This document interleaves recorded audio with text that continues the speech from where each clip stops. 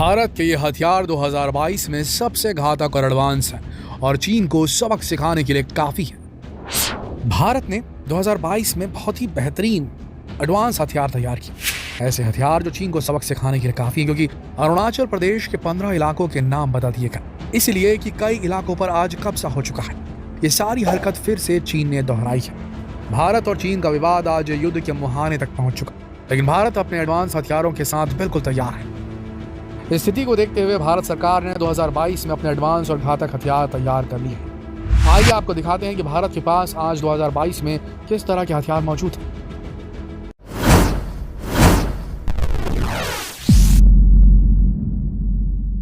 Number 1, Varun अस्त्र। देखा जाए तो अगर चीन समंदर के रास्ते से भारत पर हमला करने की कोशिश करता है तो इसका मुंहतोड़ जवाब देने के लिए भारत का वरुण अस्त्र ही काफी है। भारत का यह पहला state of the art torpedo है। इसकी सबसे बड़ी खूबी यह है कि यह समंदर के अंदर 600 मीटर तक छिपी पनडुब्बियों पर बिल्कुल सटीक वार करता है। अपने टारगेट पर यह 20 से 25 किलोमीटर की दूरी से वार कर सकता है। डीआरडीओ के मुताबिक भारत का यह ऐसा टॉर्पीडो है जिसे जब लॉन्च किया जाता है तो दुश्मन को बचने का मौका भी नहीं मिलता। इसमें लगे automatic remote control guidance system की वजह से जब इसे एक बार फायर किया जाता है तभी अपने दुश्मन का पीछा करने लगता है। अगर टारगेट अपना रास्ता बदल देता है तो भी ये उसका पीछा नहीं छोड़ता। इस जबरदस्त एडवांस और घातक हथियार को बनाने का काम डीआरडीओ की company naval science and technology laboratory के द्वारा किया गया है। भारत की नौसेना आज के समय अपने सारे युद्धपोतों में वरुणास्त्र जैसे टॉर्पीडो को इंस्टॉल करने का काम कर रही है। भारत डायनामिक्स लिमिटेड लगातार इसके प्रोडक्शन वर्क में लगा हुआ है। लेकिन अगर चीन किसी तरह की हवाई गतिविधि करता है, हवाई हमले की कोशिश करता है, तो कई बार हमारा रडार सिस्टम इसे डिटेक्ट नहीं कर पाता। इस प्रॉब्लम को सॉल्व करने के लिए भारत ने फैल्कन AWACS नाम की 2 आसमानी आंखें खरीदी है। नंबर 2, फाल्कन ऑक्स AWACS। वैसे आपको बता दें कि भारतीय वायुसेना पहले से ही 3 फाल्कन ऑक्स को ऑपरेट करती है, लेकिन इसके अलावा भारत ने अब 2 और फाल्कन ऑक्स इजराइल से खरीद ली है।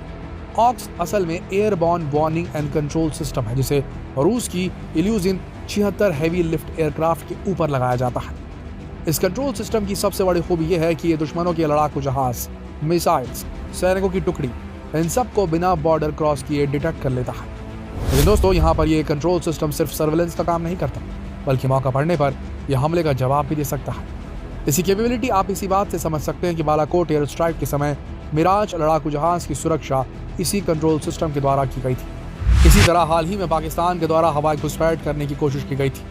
इसी वक्त फाल्कन ऑक्स ने उसे तुरंत डिटेक्ट कर लिया था। लेकिन अगर इसके बाद भी चीन अपने लड़ाकू जहाज़ों की मदद से भारत पर हमला करने की कोशिश करता है तो आपको बिल्कुल भी घबराने की जरूरत नहीं है, क्योंकि इसका जवाब देने के लिए आज के समय भारत के पास सुखोई 30 MKI मौजूद है। Number 3, Sukhoi 30 MKI।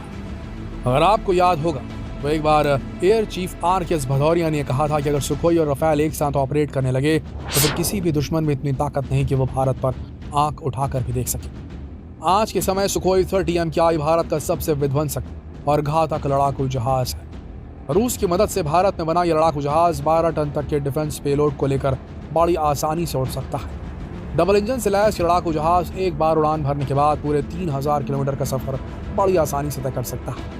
मिसाइल ले जाने की क्षमता के मामले में सुखोई 30 MKI को अमेरिका के सबसे शक्तिशाली लड़ाकू जहाज F-16 से बेहतर माना जाता है। इसमें लगा सैटेलाइट नेविगेशन सिस्टम किसी भी मौसम में, चाहे दिन हो या रात, दोनों वक्त में काम कर सकता है। लेकिन इन सब के अलावा इसके सबसे बड़ी खासियत यह है कि हवा में ही ईंधन भर सकता है। इसमें ऑटोमेटिक फ्लाइट कंट्रोल सिस्टम भी इंस्टॉल किया गया है। आपको बता दें कि आज के समय सुखोई M30 MKI को अपग्रेड किया जा रहा है ताकि इसमें ब्रह्मोस जैसे घातक मिसाइल को इंस्टॉल किया जा सके, जिसके बाद इसके अपग्रेडेड वर्जन का नाम होगा सुपर सुखोई। लेकिन यहाँ पर भारत की ताकत खत्म नहीं होती। जरा हथियारों पर भी नजर डालिए। Pinaka MLRS। Number 4, Pinaka MLRS। Pinaka को 1998 में लॉन्च किया गया था। ये पुराने रॉकेट लॉन्चर का एक अपग्रेडेड वर्जन था जिसकी रेंज 40 किलोमीटर तक की थी। लेकिन हाल ही में पिनाका के सिस्टम को और भी ज्यादा एडवांस लेवल पर पहुंचा दिया गया है, जिसकी वजह से अब इसकी रेंज 65 किलोमीटर तक पहुंच गई है। पिनाका का यह upgraded version weapon locating radar, battlefield surveillance radar, मानव रहित एरियल व्हीकल के साथ मिलकर काम करता है। इसी वजह से इसका टारगेट कभी मिस नहीं होता। डीआरडीओ ने इजराइल के डिफेंस सिस्टम के साथ इस पर बहुत काम किया है। इस पर एक GPS सिस्टम लगाया गया है जिसकी मदद से टारगेट पर सटीक वार करना आसान हो जाता है। आपको बता दें कि इसके पुराने वर्जन ने अपनी काबिलियत को पूरी तरह से साबित किया था। 1999 के वक्त जब कारगिल का युद्ध हुआ तब इतने ठंडे और ऊंचे इलाके में भी इसने दुश्मनों को मुंहतोड़ जवाब दिया था। हाल ही में भारत सरकार ने पिनाका की 15 बैटरियों का ऑर्डर दिया है। जल्द ही इंडियन डिफेंस सिस्टम में हम पिनाका मार्क 3 देखेंगे जिसकी रेंज पूरे 120 किलोमीटर है। चलिए अब आपको भारत का एक ऐसा मिसाइल दिखाते हैं जिसका नाम सुनते ही दुश्मन थर थर कांपने लगता है। नमिका नाग मिसाइल नंबर 5। भारत के missile man doctor APJ Abdul Kalam की अगुवाई में इस मिसाइल को बनाने का काम शुरू हुआ था। कहा जाता है कि वो मिसाइल है जिसे अगर एक बार दाग दिया जाए तो समझ लीजिए काम तमाम। कोई जरूरी नहीं कि इसमें दुश्मन सामने हो। अपनी इसी खूबी की वजह से इसे फायर एंड फॉरगेट मिसाइल भी कहा जाता है क्योंकि खोज कर दुश्मन को मारती है। टारगेट लॉक होता है और उसे खोज कर मारती है। इसकी सबसे बड़ी खूबी यह है कि इसे पानी और जमीन दोनों जगहों से लॉन्च किया जा सकता है। Nag missile defence research and development organisation के वैज्ञानिकों की एक शानदार उपलब्धि है। इस मिसाइल के लैंड वर्जन के लिए खासतौर पर नाग मिसाइल कैरियर नमिका बनाया गया है। दिन हो या रात दुश्मन के टैंकों को यह मिसाइल पहचान कर तबाह कर सकता है। आपको बता दें कि इसकी मारक क्षमता इतनी जबरदस्त है कि दुनिया भर के मजबूत से मजबूत टैंक भी इसके आगे टिक नहीं सकते। वैज्ञानिकों के द्वारा इसके 5 वेरिएंट्स तैयार किए गए हैं जिनकी रेंज 500 मीटर से लेकर 20 किलोमीटर तक है। वहीं बात करें समुद्री तटों की रक्षा की तो इस मामले में INS विक्रमादित्य किसी से कम नहीं है। Number 6 INS Vikramaditya. INS Vikramaditya को भारत ने 20 जनवरी 2004 को $2.35 बिलियन की कीमत देकर खरीदा था। INS विक्रमादित्य की सबसे बड़ी खासियत यह है कि पानी के 500 किलोमीटर के दायरे में अगर कहीं पर भी हलचल होती है तो INS विक्रमादित्य की नजरों से कोई नहीं बच सकता। 44,570 टन वजनी इस जहाज की लंबाई पूरे 60 मीटर है, यानी कि आप ये समझ लीजिए कि इसकी ऊंचाई एक 20 मंजिला इमारत जितनी है। आज के समय इस युद्धपोत पर 1800 जवान हमेशा तैनात रहते हैं। रफ्तार की बात करें तो 54 किलोमीटर प्रति घंटे की रफ्तार पर समुद्र में तैर सकता है। इस युद्धपोत में 24 MiG-29 और 10 हेलीकॉप्टर बड़ी आसानी से समा जाते हैं। इसकी डेक की लंबाई 284 मीटर है। चाहे किसी भी तरीके का जहाज क्यों न हो, माइक्रोवेव लैंडिंग सिस्टम होने की वजह से इस पर किसी भी तरह के लड़ाकू जहाज को बड़ी आसानी से लैंड किया जा सकता है। आप ये कह सकते हैं कि पानी में तैरता हुआ ये एक ऐसा किला है जिसको भेदना इतना आसान नहीं। देखा जाए तो लंबे समय से चीन अपनी विस्तारवादी नीतियों को अपनाते हुए समुद्री इलाकों पर कब्जा करने की कोशिश में लगा हुआ है। इसी को देखते हुए भारत ने अब INS अरिदमन अपनी नौसेना की टुकड़ी में शामिल कर लिया है। Number 7 INS Aridaman. INS Aridaman Arihant class की दूसरी पनडुब्बी है। भारतीय नौसेना की एक ऐसी पनडुब्बी जो परमाणु ताकत से ऑपरेट होती है।